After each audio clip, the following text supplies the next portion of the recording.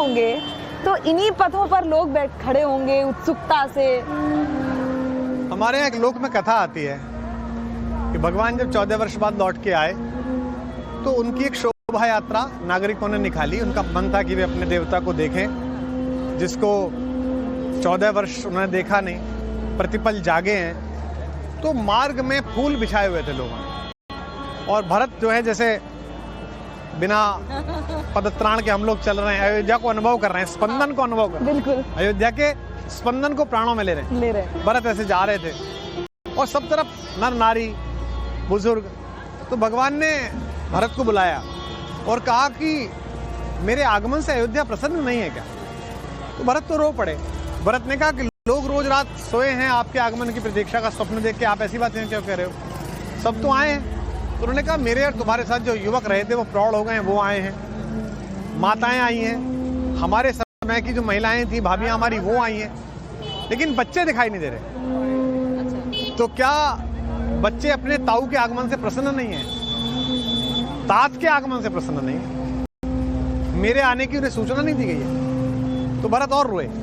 भरत ने कहा कि भगवान आप जब से जंगल गए और आपने गृहस्थ होते हुए ब्रह्मचर्य धारण करा, तापस वेश विशेष उदासी 14 बरस राम वनवासी, तब से अयोध्या ने भी ब्रह्मचर्य धारण करा और अयोध्या में शिशु हुए ही नहीं।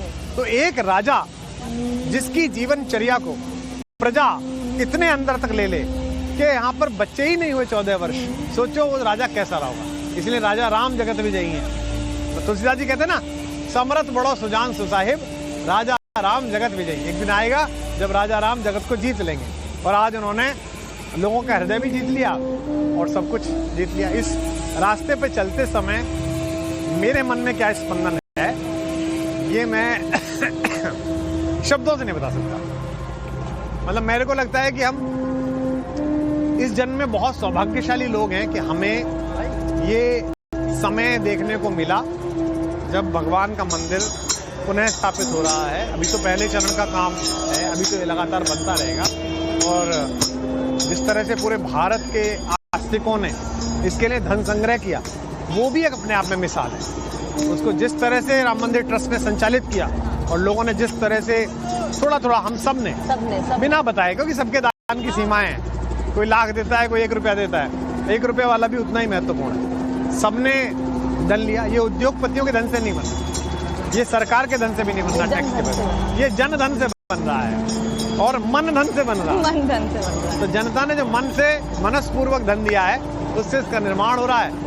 और आशाएं तो ये करते हैं कि एक ऐसी चीज बनेगी, एक ऐसा मंदिर बनेगा, एक ऐसी दिव्यता से भरी हुई जगह होगी जहां भारत का हर व्यक्ति आने पर आनंद का अनुभव करेगा, आध्यात्मिक शांति का अनुभव करेगा।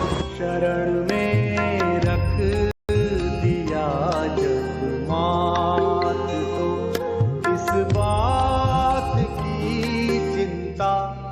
शरण में रख दिया जग मात, तो इस बात की चिंता। हमारे साथ जब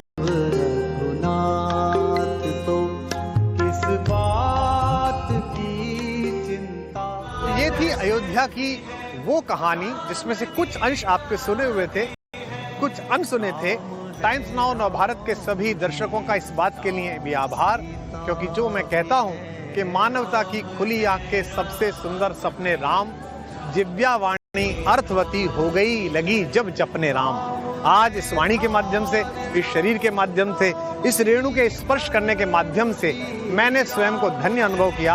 आप सबके आंखों में भी भगवान के इस मंदिर के भव्य निर्माण का जो स्वप्न पूर्ण हो रहा है, उन भीगी हुई आंसुओं को जय सिया राम, भगवान राम आप सबके जीवन में वही मंगल और वही आनंद की वर्षा करते रहें जिस कल्याण के लिए वो पूरे विश्व में युग युगांतर तक जाने जाते हैं। जय जय